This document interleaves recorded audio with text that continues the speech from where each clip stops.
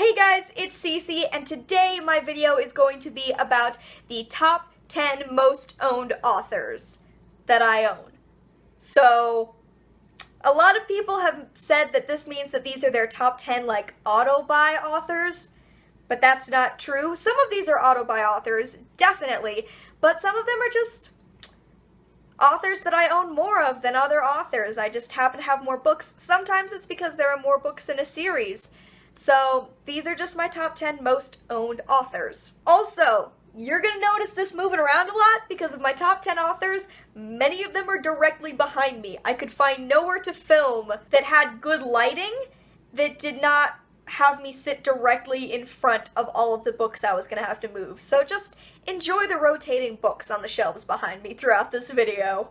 So my 10th most owned author is Owen Colfer. I own 6 books by him, and those 6 books are the first 6 books in the Artemis Fowl series. There are 8 books in the series total, and at some point I would like to own the other 2, but I have read all 8 of them. This is a middle grade series that I read when I was in junior high that I absolutely adored. There are fairies and young geniuses, and I just tore through these when I was younger. Actually, okay, I'm about to share a super embarrassing fact about me, so be glad that I'm trusting you with this, because I can't believe I'm going to tell you about it. So on the bottom of the Artemis Fowl books, there is the language of the people, and in every book there are these symbols along the bottom of the page that you can decipher and you'll get a secret message. And when I was in junior high, I decided to decode them, but because I did so many so quickly, I got so good at decoding them that I didn't need a key anymore and I could just read it. And that is probably the saddest fact about me that you'll ever learn, that at one point in my life, I could just read this without any issue. I can't anymore. Let's get that straight. I don't know what these are anymore. I remember 1 or 2 of the symbols, but I could not read it. I can't believe I'm telling you this. So coming in at number 9 is another author that I loved when I was younger, and I've just collected all of his books sort of as they've come out. Not all of them, there are still plenty that I haven't read yet. And that author is Brandon Mull. Brandon Mull writes middle grade fantasy. He writes really excellent middle grade fantasy. And I've met him on multiple occasions, so most of these books that I own are signed by him, which is really, really cool. Books I own by Brandon Mull include the 5 books of the Fablehaven series, and all of these are signed but the first one, I think. And the first 2 books of the Candy Shop War series. I have only read the Candy Shop War. I have not read the second one, but I really loved the Candy Shop War, so at some point I'll read this. I have read all of the Fablehaven books and loved them. I was still getting those as they came out when I was younger, and I absolutely love them. And hey, I'm gonna show you one of his signatures just because I can, and you know, you might want to see Brandon Mull's signature. So here we go. This is the earliest one that I have. My friend got this for me when he came to her school. All the other ones I have are from when I met him, but there you go. There's Brandon Mull's signature. Number 8 on my list is C.S. Lewis. I own 7 books by C.S. Lewis, kind of the obvious 7, and those are the 7 books in the Chronicles of Narnia series in this beautiful box set, which, if you're looking, I know you're already thinking this, and so people don't comment this. I know they're out of order. That is according to the box set. Me and my mother agreed that the Chronicles of Narnia would be displayed in the order C.S. Lewis wrote them, and the order that we read them in when I was a kid. So, I know that these numbers look wrong, but this is how they're supposed to be. And hey, actually, the movies agree with me, because they have been coming out in this order. I don't think we're getting any more, though. Not that I'm too upset. Number 7 on my list, I also own 7 books by him, and that is Neal Shusterman. I wish I owned a lot more books by him because I think that Neal Shusterman is an amazing writer. Again, I've met him. I've actually met a lot of the authors on my top 10 list. I've met him. He's really, really cool. I own 6 of the books here with me, and then 1 of them is at school. The one at school is Bruiser. The other books that I own by Neal Shusterman are the first 2 books in the Unwind Dystology, I think is what it's called. the Unwind series. This is one of the ones that's signed. I believe it says, "To Cecilia, stay whole," because this is unholy. I also own all 3 books in the Everlost series, and one of his standalone books, The Dark Side of Nowhere. Neil Shusterman writes amazing fantasy, really cool sci-fi. The next author on my list, number 6, is Shannon Hale. I own 8 of Shannon Hale's books. All but one of these is signed because, again, I've met her on multiple occasions, and one time I just got to meet her and there was really no one at the signing, so me and my aunt just got to chat with her. So me and my aunt have all of our Shannon Hale books signed, which is really, really awesome. But the 8 books that I own by her are the 4 books of Bairn, books 1 and 2 of the Princess Academy series, Book of 1,000 Days, and her adult romance, Austenland, which is book 1 in the Austenland duology. I've read Midnight in Austenland, but I don't own it. Both really, really great, fun romance books. Alright, I pulled out one of the signatures for you. So this is Shannon Hale's signature. This is in the Goose Girl. Woo!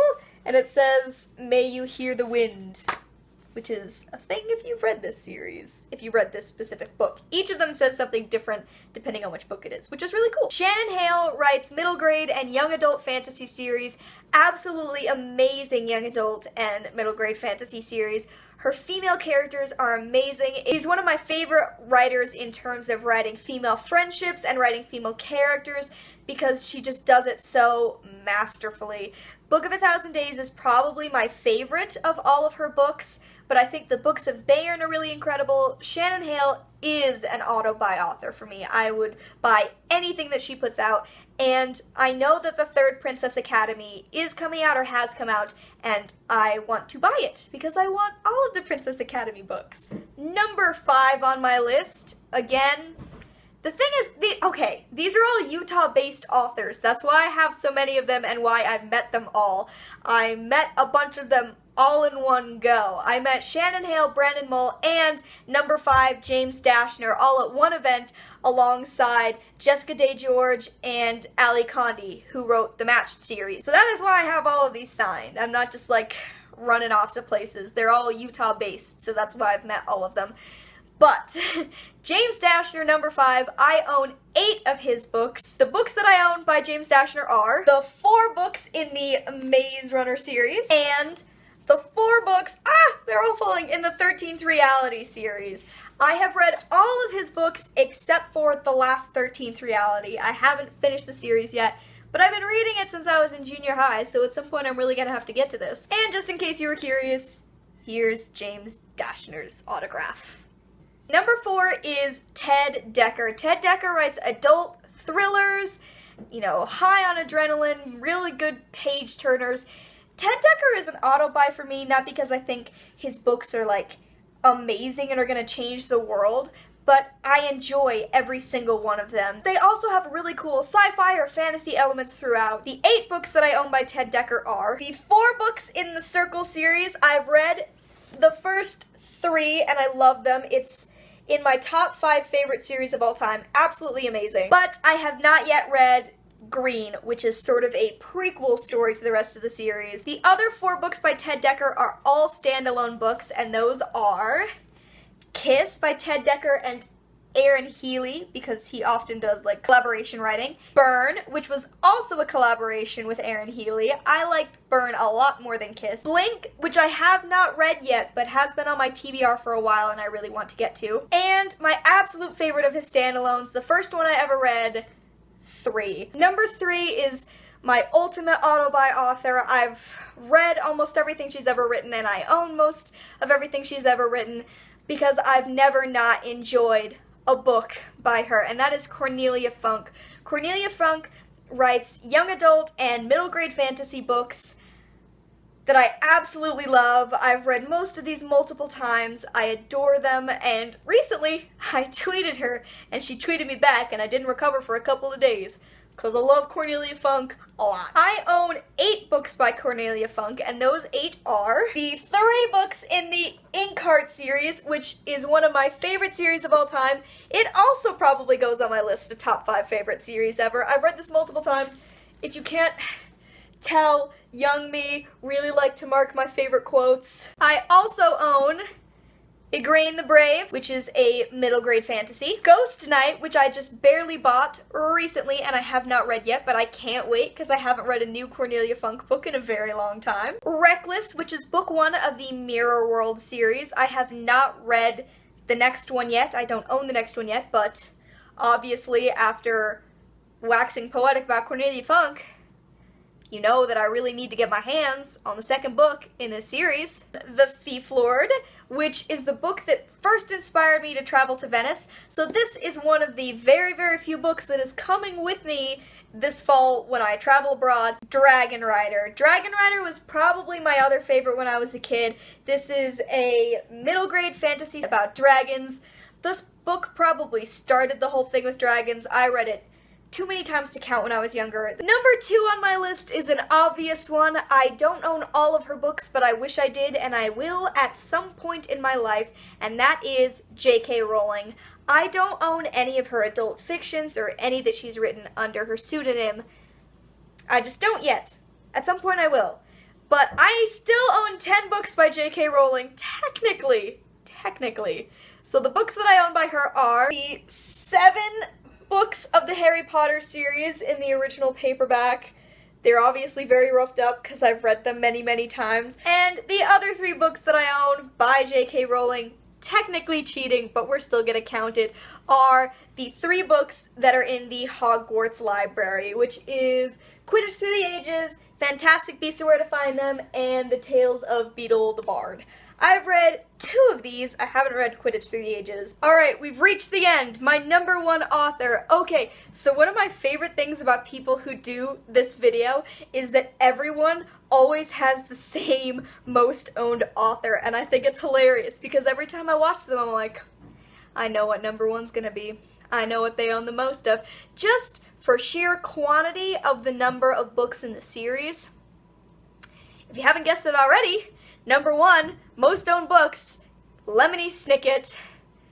I don't even own, so many people own more of these books than I do because I don't own any of his books under the name Daniel Handler, but I mean, Lemony Snicket, favorite author of childhood. I read these books before I read Harry Potter. These books are the reason, probably, that I'm as big a reader as I am, because this was the first series that little me got excited about and loved so enthusiastically.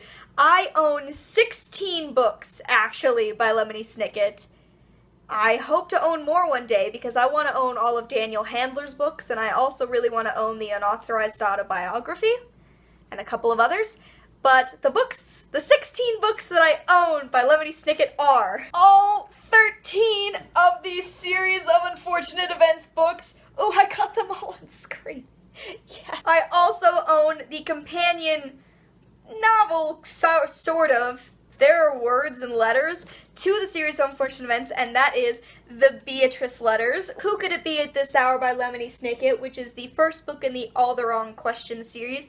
This is a middle grade book. I have not read this. And the last book that I own by Lemony Snicket, maybe a personal favorite, and that is The Lump of Coal. This is a Christmas picture book, and it's hilarious. It's perfectly within Lemony Snicket's brand of humor. It's about this really, really sad lump of coal on Christmas, and I read it every Christmas. It's like a ritual. And this is just a cute little book. It's illustrated by the same guy who does the covers of the series of unfortunate events, Brett Halquist, and this is just an adorable little book. Alright, this turned out to be sort of a long video. Those are my top 10 most owned authors. At some point this will probably change because I want to buy a lot more books in my life, and at some point Rick Riordan will be on this list when I actually own all of the Percy Jackson and Heroes of Olympus book, which is not now, but I will. So, who are the authors that you own the most books from?